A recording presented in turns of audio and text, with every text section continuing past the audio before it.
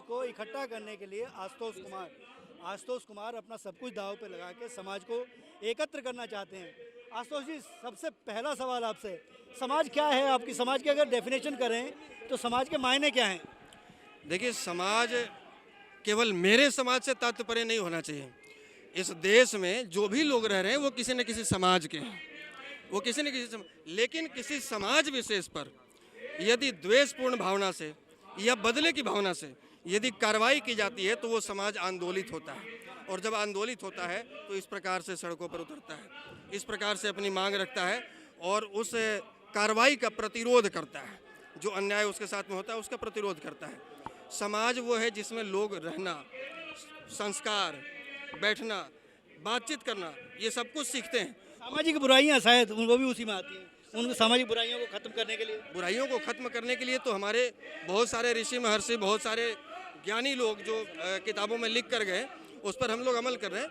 लेकिन चाहे वो जानवरों का समाज नहीं होता है, समाज इंसानों का होता है, और इस धरती पर पूरे ब्रह्मांड में जो भी इंसान पैदा लिया वो किसी न किसी समाज के बीच में रह रहा है और समाज में एक बेहतर वातावरण बनाने का प्रयास करता है।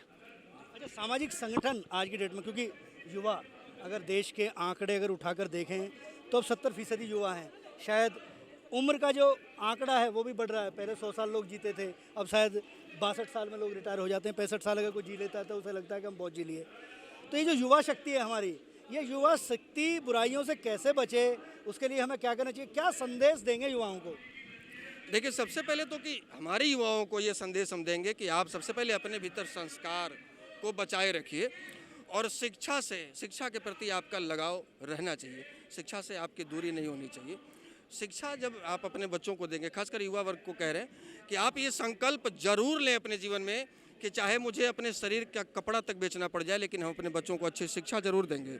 और अच्छी शिक्षा यदि बच्चों को देंगे, शिक्षित यदि होगा, शिक्षा का तात्पर्य नौकरी से नहीं होता है, शिक्षा का तात्पर्य ज्ञान अर्जन से होता है। यदि बच्चा हमारा शिक्षित होगा तो दुनिया के किसी भी कोने में रहेगा, उसको 2 वक्त की रोटी के लिए सोचना नहीं पड़ेगा, और अपने ज्ञान के प्रकाश से समाज को प्रकाश में रखेगा। और दूसरी, अपने बड़े जनों का, अपने गुरुजनों का, अपने से सीनियर का, माँ बाप का सम्मान करें।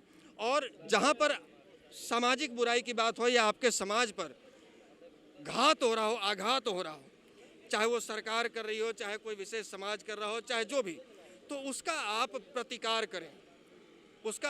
करें, हमारे राष्ट्र कवि रामधारी सिंह दिनकर जी ने अपने पुस्तक में लिखा है कि अधिकार खोकर बैठ जाना यह महादुष्कर्म है, और न्यायार्थ अपने बंधु को भी दंड देना धर्म है।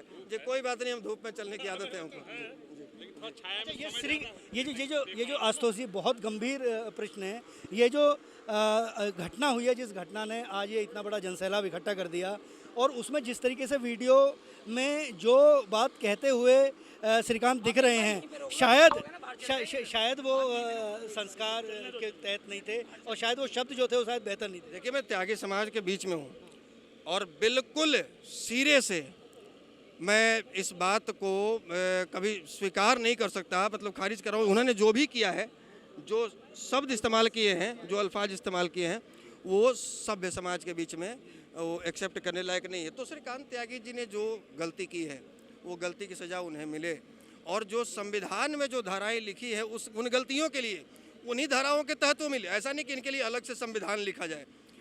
आपने इस दुनिया में, इस देश में, भारत में जो राष्ट्रीय सुरक्षा जो रासुका लगा है कानून, आपने कभी नहीं सुना होगा आज के इतिहास में, आज तक इतिहास में, कि किसी को गाली देने के लिए उसके ऊपर रासुका लगाया गया हो, गैंगस्टर चंद घंटों में लगा दिया गया हो, और केवल गाली देने के लिए उनकी पत्नी को और उनके बच्चों को प्रताड़ित किया गया हो, थाने में रखा गया हो, भूखा रखा गया हो, उनके घर पर बुलडोजर चलाया गया हो।